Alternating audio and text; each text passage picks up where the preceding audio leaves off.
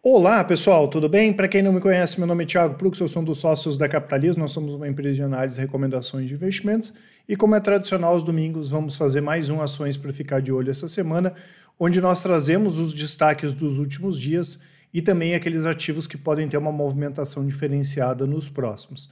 Lembro que são informações do mercado e também do nosso setor de análise. Já vou deixar aqui para vocês, para quem não aproveitou ainda, o nosso cupom aniversário que dá 20% de desconto na compra dos nossos produtos. O cupom vale até o final do mês, nós estamos aí no mês de aniversário da Capitalismo. Já deixo o convite para todo mundo se inscrever no canal, né? Quem gostar do vídeo, dá um like e compartilhar. Compartilhem com a gente aí os comentários que vocês têm para fazer a respeito do vídeo. E lembro a todos que na próxima terça nós teremos uma live aqui aberta, né? Falando como é possível alavancar ganhos com uma carteira de ações aí do longo prazo. Já vindo aqui para os destaques, né, pessoal, tivemos destaques interessantes vindo da China. Saíram os números de importação de carne que subiram quase 30% entre janeiro e fevereiro desse ano. Já as importações de minério de ferro pela China subiram quase 3% entre janeiro e fevereiro, e da Austrália e do Brasil subiram 11%, né, são as principais exportadoras aí para a China. Além disso, para quem gosta do setor agrícola, saiu um relatório da Embrapa bem interessante, dizendo que o Brasil vai ser o maior exportador de grãos do mundo em 5 anos. Lembrando que em apenas 10 anos, né, a participação no Brasil no mercado mundial de alimentos saiu de 20 bilhões para 100 bilhões de dólares. Destaques aqui com alguns produtos que nós temos empresas que têm ações na bolsa, né, como carne, né, proteínas, soja, milho, algodão e também produtos florestais. Nos últimos 20 anos, aqui no período de 2000 até 2020, a produção brasileira cresceu 210%, enquanto a mundial aumentou 60%. Então, o Brasil está crescendo bem acima da média. Nos Estados Unidos, nós tivemos a aprovação na Câmara dos Deputados do pacote de estímulos de quase 2 trilhões de dólares e o presidente Biden já sancionou esse pacote. Aqui no Brasil, nós tivemos uma semana bastante agitada, né? Tivemos Luiz Edson Fachin anulando as condenações do Lula, tivemos a aprovação da PEC emergencial e também, talvez, o dado mais importante aí da semana, que pode ter passado um pouco despercebido, o IPCA, né, que subiu 0,86% em fevereiro, acima aí do que o mercado estava esperando, que era na casa de 0,70%. Lembrando que nessa semana agora nós temos super quarta com decisão de juros aqui no Brasil e lá nos Estados Unidos. Por lá, a expectativa é que os juros fiquem nessa faixa aí de 0 a 0,25%, e aqui no Brasil, a expectativa é que na quarta-feira a gente tenha, depois de 6 anos, uma alta aí na taxa Selic. O mais provável é uma alta de 0,25 pontos percentuais, mas tem muita gente falando de 0,5 até 0,75. Tá?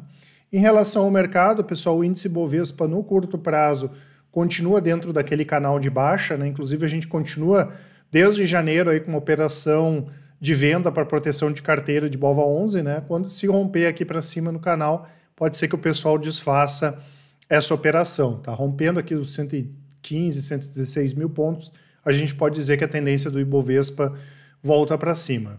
Ele fechou a semana a 114.160 pontos, com baixa de 0,90, no ano cai 4,08. Nós tivemos o S&P subindo 2,64 e no ano sobe quase 5%. E o dólar caiu forte, né? Até com essa expectativa aí de aumento da taxa Selic, acabou puxando o dólar para baixo, caiu 2,44 na semana, ainda assim no ano sobe 6,7%. Trazendo aqui os principais destaques de alta e de baixa, Enjoei caiu 18%, é uma ação que tem caído forte nas últimas semanas, mas não saiu nada relevante em relação ao ativo. O Banco Pan caiu 13,18%, nada negativo em relação à questão do Banco Pan. Pelo contrário, saiu um projeto que foi aprovado na Câmara dos Deputados, uma medida provisória que aumentou de 30% para 35% o valor da folha de pagamento, que pode ser usado como pagamento de crédito consignado.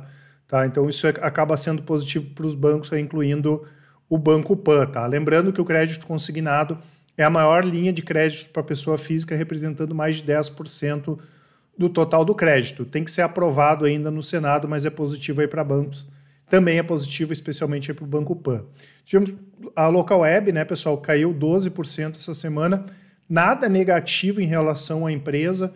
Talvez, além dessa questão da ação estar subindo forte aí nos últimos meses, tivemos, né, a briga entre a TOTUS e a Local Web para ficar com a Vindi, e dessa vez quem ganhou a disputa aí foi a TOTVS, né? Compraram a RD Station, compraram a RD Station por mais de 2 bilhões de reais, tá? O preço ficou um pouco salgado, o pessoal da análise entendeu dessa forma, apesar de ser um negócio que faz todo sentido aí para TOTVS, tá? Isso pode ter pressionado um pouquinho. E saiu também, né, um relatório do Bank of America dizendo que a Local Web pode ser incluída na próxima carteira do Ibovespa, né? Lembrando que a primeira prévia vai ser anunciada agora no dia 1º de abril. Tivemos aqui lojas Quero-Quero caindo 12%, não saiu nada específico negativo em relação à empresa, uma empresa bem redondinha, tem uma meta bem agressiva de abertura de lojas, né? Pelo menos abrir 70 lojas em 2021. Tivemos aqui a Alphaville, uma empresa mais nova na bolsa também, não saiu nada negativo em relação à empresa, e eles anunciaram um programa de recompra de ações que pode chegar até 13,5% do total das ações. Tivemos aqui a Eternit, principal destaque de alta, subiu quase 16%, já tinha anunciado bons resultados na semana retrasada. Tivemos aqui Santos Brasil, que anunciou os resultados do quarto trimestre, positivos, né?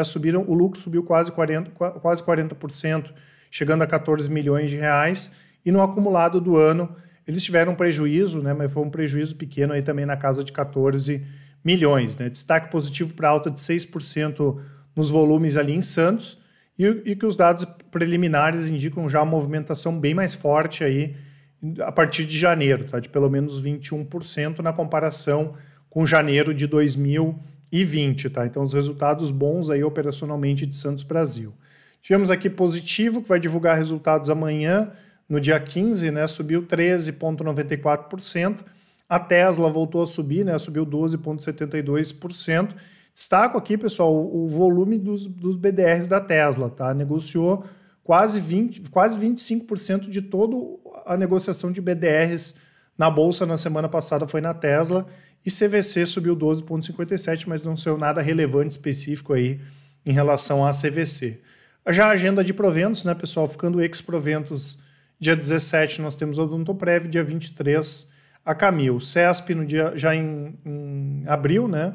Vai pagar R$ 2,16, um bom dividendo em duas parcelas, dia 15 de abril e dia 15 de setembro. E a Petrobras aí que também vai pagar um bom dividendo, vai ficar ex-proventos no próximo dia 15 de abril. Muita gente nos perguntando em relação a essa questão de investimento internacional. Eu até fiz um vídeo falando a respeito disso, porque em função até dessa questão do Lula, tá, pessoal? Lembro a todos que nós temos, sim, todas as nossas carteiras têm ativos internacionais, né? Mas nós temos uma carteira focada em ativos internacionais. O investidor pode comprar tanto via estoques quanto via BDRs aqui no Brasil, e a carteira está performando bem, tá? Só como exemplo aqui, de abril do ano passado para cá, ela está com uma alta aí de 74%, enquanto o Dow Jones, que é o nosso benchmark, está com uma alta em torno aí de 50%. Tá? Então vale a pena, para quem ainda não tem investimentos lá fora, fazer essa diversificação. Vindo para mais destaques aqui, né, pessoal? Lembro que a partir de segunda-feira o pregão volta a fechar às 17 horas. A bolsa, o mercado futuro continua abrindo às 9, a bolsa abre às 10, fecha às 17 e volta o aftermarket, que funciona das 17h30, né, até às 18 horas. Saiu informações a respeito de investigação na Apple, né, de reguladores antitrust no Reino Unido, que anunciaram que a Apple está sendo investigada por adotar práticas anticompetitivas. O que acontece é que a Apple está praticamente obrigando aí quem tem aplicativo lá no iOS, né, a concordar com os termos e condições da empresa e repassar uma comissão aí de 30%. Inclusive, o nosso aplicativo aqui só foi liberado pela Apple se a gente colocasse a venda obrigatoriamente, né, e repassasse também essa comissão aqui de 30%. Sendo que nós não temos venda através do aplicativo, mas enfim, são regras da empresa, tá? Isso pode trazer alguma turbulência aí no médio prazo. Lembrando que em torno de 20% das receitas, né, da Apple vem aí do App Store. Nós tivemos a Disney anunciando fechamento de lojas.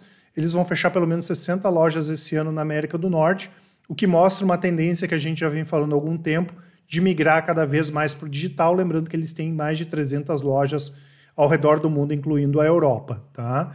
A estratégia está bastante focada na plataforma de streaming, né, o Disney+, que já tem aí mais de 100 milhões de assinantes. E, por outro lado, a gente já deve ver os governos estaduais nos Estados Unidos começando a abrir, né, permitir a reabertura de parques, o que é bastante importante, né? O primeiro governo deve ser o da Califórnia, a partir do dia 1º de abril, lá tem a Disneylândia, devem operar com aproximadamente 35% da capacidade total, né? Lembrando que mais de 30% das receitas, aí considerando o pré-pandemia da Disney, vem dos parques temáticos. Nós tivemos aqui a Notre Dame enviando detalhes da Assembleia Geral Extraordinária, que foi convocada para o próximo dia 29 de março, né, para votar essa proposta de fusão com a Apvida, né? Lembrando que é o que deve acontecer, tá? Além disso, eles vão propor a distribuição de dividendos de 4 bilhões de reais para acionistas da Intermédica. Se a proposta for aprovada, né, o que a gente imagina que vai acontecer, a União deve criar a maior rede de hospitais do país, no negócio avaliado em mais de 100 bilhões de reais.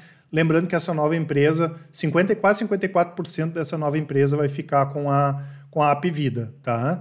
E o setor de saúde é um setor que tende, como ele é bastante fragmentado, ele tende a ter vários desses movimentos aí de fusões e também de aquisições, né? A gente viu, por exemplo, a última semana, mais uma vez, a Redditor aí aumentando a participação que ela tem na Qualicorp, por exemplo. A Movida, né, pessoal, comunicou que pediu ao CAD que reprove a aprovação para a combinação dos negócios entre Localiza e Unidas, né? Eles comentaram que tem preocupações fortes, né, em função da junção das duas empresas, e como a gente já comentou algumas vezes, isso vai demorar ainda para ser aprovado ou não. A tendência é que o CAD utilize o prazo máximo, né, mas que não deve o CAD aprovar simplesmente a fusão das duas empresas sem a gente ter alguma contrapartida, porque principalmente na parte de aluguéis de carros, as duas empresas teriam uma participação de mercado muito grande. Na semana passada, nós tivemos a semana mais movimentada em termos de resultados de empresas. Essa próxima semana agora é bem mais fraca. Destaco aqui alguns resultados, né? O Magazine Luiza encerrou o quarto trimestre de 2020 com uma alta de 30,6% no lucro, chegando a 219 milhões. E o resultado do ano, né, em função até do fechamento de lojas, enfim, o lucro caiu 50% para em torno aí de 390 milhões. Mais uma vez, né, o e-commerce crescendo muito forte, uma alta de 120% no quarto trimestre do ano passado, né? E mesmo as vendas e mesmo as lojas cresceram bem no último trimestre, em torno de 11% em relação a 2019, isso considerando que no último trimestre a gente já tinha tido uma redução do auxílio emergencial, tá? Nós tivemos a Marfrig divulgando o melhor resultado da história da empresa. O lucro líquido chegou a 3,3 bilhões de reais em 2020, e nós tivemos uma forte participação aqui do mercado norte-americano puxando os resultados, lembrando que em torno de 72% dos resultados da Marfrig são do mercado americano, e quando a gente pega o EBITDA é quase 80%. Tá? Além disso, a empresa marcou uma assembleia para o próximo dia 8 de abril, em que eles devem aprovar a distribuição de pelo menos de 20 centavos por ação. Tá? É um setor que está vivendo aí lua de mel, né, pessoal? Desde aquela questão aí da peste suína africana, as empresas JBS, Marfrig, Minerva têm aproveitado bastante o mercado, né? Tá numa boa tendência. Nós tivemos aqui a Pets também divulgando os resultados, né? O lucro líquido subiu 65%, chegando a 27 milhões no quarto trimestre do ano passado. Inclusive saiu um relatório bem interessante do Morgan Stanley falando a respeito do setor de pet, né, pessoal? A expectativa é que as receitas do mercado pet vão crescer 10% ao ano pela próxima década, alcançar aí 275 bilhões de dólares em 2030, tá? Segundo a pesquisa realizada pelo banco, 65% dos entrevistados entre 18 e 34 anos planejam adquirir um novo pet nos próximos 5 anos, né? Principalmente as novas gerações aí muito mais inclinadas a ter bichinhos em casa, isso acaba ajudando todo o setor, tá? Nós tivemos também a JSL divulgando resultados, o lucro cresceu 106% no quarto trimestre, chegando a 30 milhões de reais, e destacamos aqui maiores investimentos, principalmente para expansão, para atender novos clientes, né, de papel, celulose, químicos, siderurgia e mineração. Lembrando que na semana passada ou na retrasada, eu tinha falado a respeito da Simpar, e a gente tinha até comentado, né, que para quem gosta da empresa, para quem gosta de Vamos, Movida, a JSL, a Simpar está com um desconto bem interessante de hold em relação a esses ativos. Nós tivemos a BR Distribuidora também divulgando bons resultados, né? O lucro líquido chegou a 3,1 bilhões no quarto trimestre de 2020 e em 2020 o lucro foi de 3.900 bi, uma alta de 76% em comparação a 2019. Claro que boa parte desses resultados foram em função de números não recorrentes, né, de créditos de PIS e COFINS que aconteceram com várias empresas, mas os resultados operacionalmente vieram bons, tá, pessoal? E mostra o bom trabalho aí que vem sendo feito pela nova gestão da companhia. Quem também divulgou bons resultados, Raia Drogasil, registrou lucro de quase 200 milhões no quarto trimestre de 2020, uma alta de quase 40% em relação ao mesmo período de 2019. No ano, o lucro subiu 6,7%, chegando a quase 580 milhões de reais, e a penetração nos canais digitais subiram no último trimestre 6,3%, além do bom desempenho em vendas de mesmas lojas. É a empresa mais cara do setor, sim, mas em termos de execução está bem na frente aí das outras empresas, né? Pague Menos, Panvel, Demil e as outras empresas que estão fora da bolsa também. Tá? A B3 divulgou os dados operacionais de fevereiro, positivos, né? O volume financeiro médio cresceu 6,8% em dezembro em relação a novembro e quase 35% de dezembro de 2020 em relação a dezembro de 2019. Já o número de investidores cresceu 3,6% de dezembro em relação a novembro e quase 77% em relação a dezembro de 2020. Batemos aí mais de 3,5 milhões de investidores. O setor de celulose continua bombando, né, pessoal? Saíram os números de vendas de papelão ondulado que bateram recorde novamente, né? Segundo aí, em papel, a expedição de caixas, acessórios e chapas de papelão ondulado teve alta de 12,5% em relação a fevereiro de 2019, tá? Então, segue forte aí o setor, tá? Esse foi o melhor número da série desde 2005, quando a série iniciou, tá? Então, o setor continua bem interessante, não só no mercado externo, mas também no mercado interno. Tivemos a Braskem também divulgando resultados, né? Eles conseguiram ter lucro no último trimestre do ano passado de 846 milhões, revertendo um prejuízo de quase 3 bi no último trimestre de 2019, e apesar do prejuízo que eles tiveram no ano todo de 2020, operacionalmente, os resultados vieram bons, né? A receita subiu quase 48% em relação ao quarto trimestre de 2019, e quanto mais a Braskem se recuperar, mais se abre aquela possibilidade aí de venda da empresa, lembrando que tanto a Odebrecht, né, quanto a Petrobras, que são os controladores, não têm interesse em ficar com a Braskem. E para finalizar, né, pessoal, a Trisul, talvez uma das construtoras aí mais redondinhas da bolsa, divulgou bons resultados também. O lucro líquido subiu 21% no ano, chegando a 170 milhões, e a receita subiu 10%, chegando a quase 900 milhões de reais. E além disso, eles anunciaram um programa de recompra de ações que pode recomprar até 6,4% das ações em circulação, um programa de recompra de ações aí bem significativo. Tá certo, pessoal? Essas informações que eu queria passar para vocês. Não esqueçam de aproveitar a nossa promoção de aniversário, os links vão estar aqui na descrição. Lembrando que dentre os nossos produtos nós temos o Top Fundos, que são recomendações de fundos de investimento, incluindo fundos imobiliários, o Invista em Ações, que são recomendações de carteira de ações por longo prazo, o Carteiras Capitalizo, que é a parte de renda fixa, criptomoedas, do Invista em Ações do Top Fundos, que é para quem quer montar carteiras diversificadas, o Full Trader, que é o nosso produto de recomendações de médio e curto prazo, que tem as recomendações de Invista em Ações, e o Completo, que são todos os nossos produtos. E como sempre, deixa o nosso contato, né, pessoal? Vocês querem tirar as suas dúvidas, mandem um e-mail para o contato@capitalizo.com.br, podem dar uma ligada para o 4003-9127 ou nos chamar no WhatsApp, né, pessoal? Se vocês já quiserem entrar no link ali da parte de contatos que vai estar aqui na descrição, vocês podem mandar um áudio, mandar uma mensagem, com certeza a gente vai atender todo mundo com a maior satisfação. Tá certo, pessoal? Um grande abraço a todos, ótima semana e ótimos investimentos. Até mais!